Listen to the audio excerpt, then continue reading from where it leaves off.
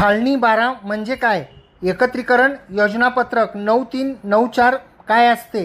एकत्रीकरणाच्या पूर्वीच्या हक्क नोंदीच्या पत्रकामध्ये एकत्रीकरण योजनेच्या वेळी ज्या नोंदी घेण्यात आलेल्या होत्या त्यामध्ये खाते नंबर, मालकाचे नाव असेल, सर्वे नंबर, हिस्सा नंबर, सत्ता प्रकार, जमिनीचा प्रकार, क्षेत्रफळ, पोट खराब, किती क्षेत्र कसण्यालायक आहे, आकार, कुळ व इतर हक्क, बाजारभावाप्रमाणे किंमत, खाते क्रमांक याची अदलाबदल दर्शवणारा जो शेरा होता तो रकाना नंबर 1 ते 14 मध्ये नोंदी 93 प्रपत्रात घेण्यात आले आणि रकाना नंबर 15 ते 33 यामध्ये एकत्रीकरणानुसार घेण्यात आलेल्या नोंदी घेतलेल्या होत्या।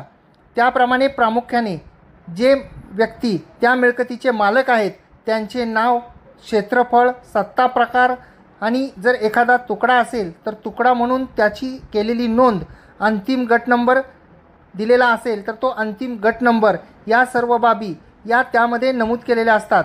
गट नंबर धारकाच्या प्रत्येक हिश्श्याचे क्षेत्र, कबुली जबाबाने कोणत्या सर्वे नंबरचे किती क्षेत्र आले याची नोंद त्यामध्ये करण्यात आलेली असते।